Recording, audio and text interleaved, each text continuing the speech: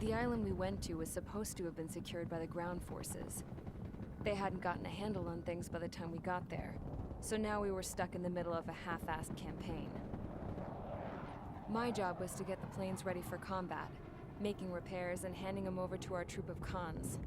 Thing is, the enemy still had the hangars. The comms were still down, so none of us knew what the hell was going on.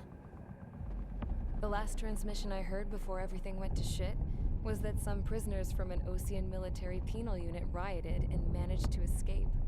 They stole some jets and now they were flying around, taking out their former allies left and right. I wonder if any units like ours were out here, creeping around. Hearing the Osean jets firing at each other overhead chipped away at morale. Since the radio was out, it was quiet.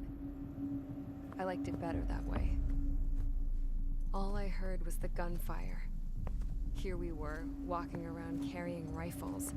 We were pilots, damn it. Friendly fire will probably kill us. You know things are desperate when the guards that used to lock us into solitary are now telling us it's better we all stick together. I guess they think our odds of surviving this war are better that way. After walking for miles across the battlefield, we came across the wreckage of a plane. Passenger, not military. I knew that rose. It was an Erusian liaison plane. The guards' dogs smelled something and took off. They led us to a cliff. And the bodies. Today, I lost everything. When Osea attacked our capital, my father, a man who was never really suited to being the king, was killed. I was to be flown out of the war zone to safety, but the plane was shot down by rebels. The entire crew was killed in the crash. Soldiers appeared and one shot at me. My dog went after him and shot him to pieces. He was my best friend. After all those speeches I gave about working together for peace, I thought everyone felt the same as I did.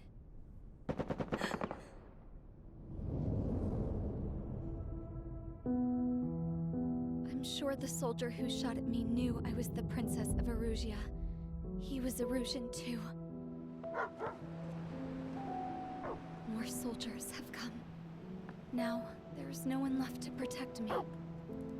I am so numb, I cannot move. I watch as one of their dogs approaches. It sniffs mournfully at my dead friend. I wonder if it grieves for him as much as I do. I can barely think. I feel weaker by the minute. I don't know who these soldiers are with, but I managed to take a sip of the water they gave me. How long have you been here? Somehow, I muster the courage to answer the woman's question. I tell her I've been there 3 days. They gather around me with grim looks on their faces. What would they do if they knew I was the Erusian princess? After searching the cockpit of the plane, the woman who spoke to me before came back to me.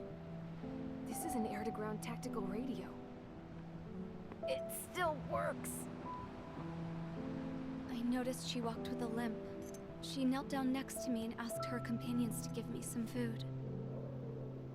And then, very softly, she said, You see, I used to listen to your broadcasts, Your Royal Highness. Just what did you see here?